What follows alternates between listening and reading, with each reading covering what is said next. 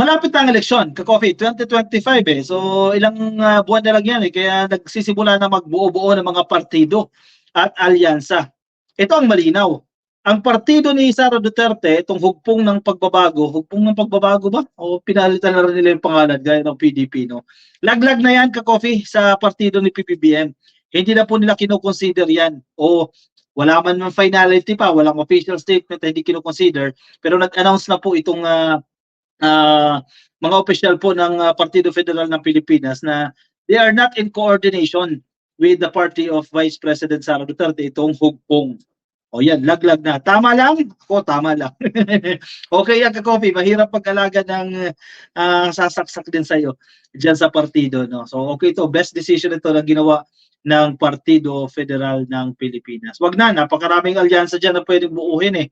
Mga partido na pwede ka makipag-alyansa. Wag na doon sa hugpong. Kasi kung hugpong yan, sila-sila din yan eh. Yung kampo ni Duterte yan eh. Alam nyo naman ang ginawa ng kampo ni Duterte kay PBBM eh. Babait, babanat.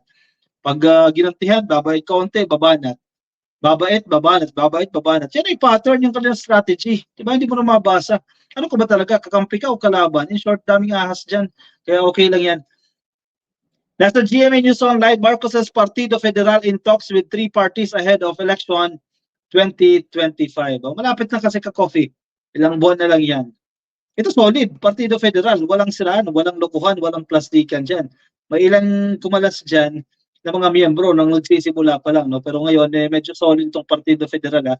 President Bongbong Marcos Jr.'s party, the Partido Federal ng Pilipinas, is in talks with at least 3 political parties ahead of the midterm senatorial elections in 2025. Dadami pa yan, dadagdagan pa yan, ka-coffee. Marami pa ulit mga miyembro ang lalapit dito sa partido ni PBBM. Kasi maraming kumakalas na. PDP nga, nalagas na lang ito eh. Halos makalbo na itong PDP laban eh. PDP na lang ngayon ha, tinanggal na nila yung laban. Marami nang kumalas dyan. Si South Cotabato Governor Reynaldo Tamayo, ang presidente po ng PFP, said the party is even looking to merge with one of the groups. So sino kaya yan? Ang plano nilang makipag-merge dito sa partido na yan. Mayroon na tayong 3 national parties na tinitingnan. Merong for alliance, merong for coalition, at yung isa sa pinaka-importante na tinitingnan ngayon ay isang national political party na mag-merge talaga sa Partido Federal. Pag sinabi mong merging, pag-iisahin na. Tabayo told reporters of the sidelines of the oath-taking of the new members of the Partido Federal ng Pilipinas dyan po sa Maynila. Dumalo si PBBM ka-coffee sa naging seremonya na ito sa panunumpa ka-coffee ng mga bagong miyembro ng kanilang partido, nandiyan po si PBBM. Asked if the Partido Federal ng Pilipinas was talking to the hugpong ng pagbabago, HNP, yan pala yan ka-coffee, hugpong ng pagbabago. Sana baguhin nila yung pangalan, no? Lagyan nila ng maisog rally o maisog, murali, mga ganyan. The party chaired by Vice President Sara Duterte Tamayo said sa ngayon hindi. Ibig sabihin, laglag na kayo, hindi na kayo nakikitang possible partner, potential partner ng partido na ito. Sige, okay lang yan. Tama lang yan, ilaglag na. Gawa sila ng sarili nilang partido. He said that the alliance of the Partido Federal ng Pilipinas and the HNP was for the 2022 national elections. Tamayo said the PFP would build a new alliance for 2025. Tamayo said the unity team, the coalition that catapulted Marcos and Duterte to power, continued to exist. O yan ha, malinaw yan ha. Ito pong alyansa na ito ng Partido Federal ng Pilipinas at ng hugpong ng pagbabago ni Sara Duterte, nagtapos na yan dyan sa 2022 kasi ginawa yung alyansa na yan exclusively for the 2022 elections. So sa 2025, makikita pa ba natin itong grupo ni Sara Duterte? Itong mga miyembro ng hugpong sa mga aktibidades ng PFP or joint activities, abay hindi muna.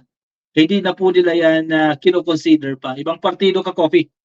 At excited ako dito. Ano kaya yung isang partido na pag-merge nila?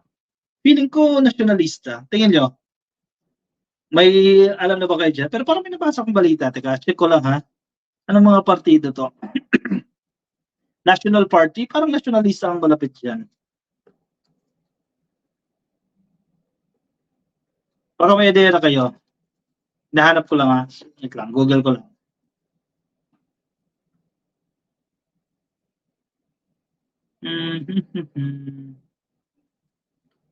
Wala, hindi ko makita eh.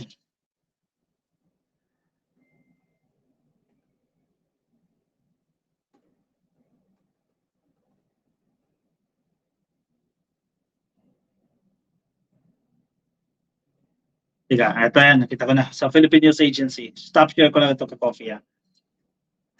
Basta no to PDP, sabi ni Jairo DP. Definitely hindi PDP laban dyan. Malabo pa. Malabo yan sa sabaw ng pusit.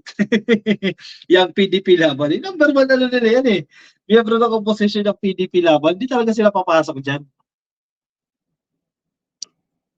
Philippine News Agency News ito. Marcos says, Partido Federal ng Pilipinas now consolidating forces ahead of 2025 polls.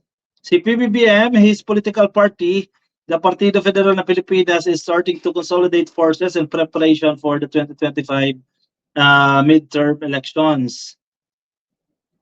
Speaking at the oath-taking of the new members of the Partido Federal ng Pilipinas dyan po sa Pasay, sinabi po ni PBBM na siya pong chairperson ng partido na ito, he is already meeting with other key national parties to forge alliances for the elections. Sa politics, ang style dyan ay addition, no? Dagdag ka ng dagdag sa grupo nyo. Subtraction, negative yan. Di ba? Dapat add and add and add. Palakasin nyo yung alyansa nyo. Yan yung politics eh. Takbo ng politics sa Pilipinas. Kasi ang labanan dyan, numbers. In my capacity as the head of the party, I've been talking to all other different parties and say, ano bang plano? Diba? So let's know, we are working together, are we not? Are you in the opposition or are you with the majority?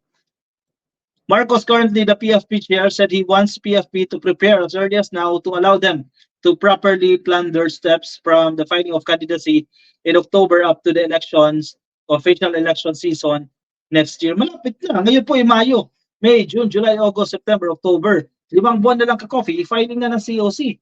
Certificate of Candidacy. So medyo magkailangan ng paghandaan talaga ito. Today we are witnesses to the beginning of that process, wherein all of us are starting to consolidate our forces, our political forces, so that we can prepare ourselves properly for the next election. About 33 political figures. Kasama po dito ang 11 gobernador at 14 na vice governor took their oath before Marcos as the new members of the Partido Federal ng Pilipinas. Binuhay mo, ang dami tumatalo, no? Lumilipat dito sa partido nila PBBM. 11 governors ito out of 82. Tama ba? 82 provinces, no? O yung 11, dagdag ito additional ito. At 14 na vice governor, lumipat na ng Partido Federal. Though commonly, ganyan naman talaga. Kung ano yung ruling party, dyan dumadami yan eh. Kasi, di ba, yun na nauso yung issues ng political butterflies eh. Kapit sa matatag eh. Again, that's the politics. So that's the nature of politics in the Philippines. Partido Federal ng Pilipinas National President, si South Cotabato Governor Reynaldo Tamayo Jr., meanwhile said they are currently in talks with 3 other national parties for possible alliances and coalition ahead of the 2025 midterm elections. Wala nakalagay ng partido, ka-coffee. Kung ano yung mga partido na yan. Wala pa. So, antabay tayo dito, ka-coffee, kung ano yung mga partido na yan. Pero sabi nga sa comment section, kahit sino, wag lang ang PDP, sabi ni Jairo, no? Basta no to PDP. O kahit sino na lang magiging mo dyan. Kaalyansa mo dyan. Wag lang ang PDP. Walang kwenta, bakit dyan ang focus at hindi sa mga PCG sa West Philippine Sea, sabi ni D. Cruz. Siyempre, hindi nila pag-usapan yan. D. Cruz, no? Kasi nga, sino ba in charge sa issue ng West Philippine Sea dyan? Si Tolentino, dyan sa Senado. O siyempre, madadamay si Digong dyan eh. Kaya dead pa sila dyan. Days sila dyan. Alex Paraon, PDP laban, binasag ni Digongyo sa 2 faction. Last week, tinanggal na nila ang laban sa PDP para sa pagkawatak-watak talaga ang peg ng DDS. Ayun, no?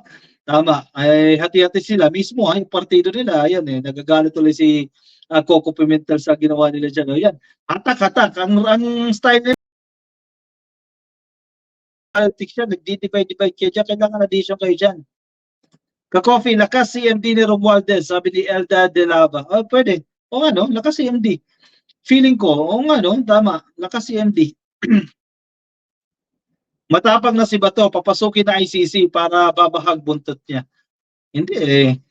Gustuhin nyo man, gustuhin man natin na andyan ang ICC. Ang problema, ayaw din ni PBBM. Tama nga naman, kasi wala tayong legal basis dyan. na dapat nandito ang ICC ha.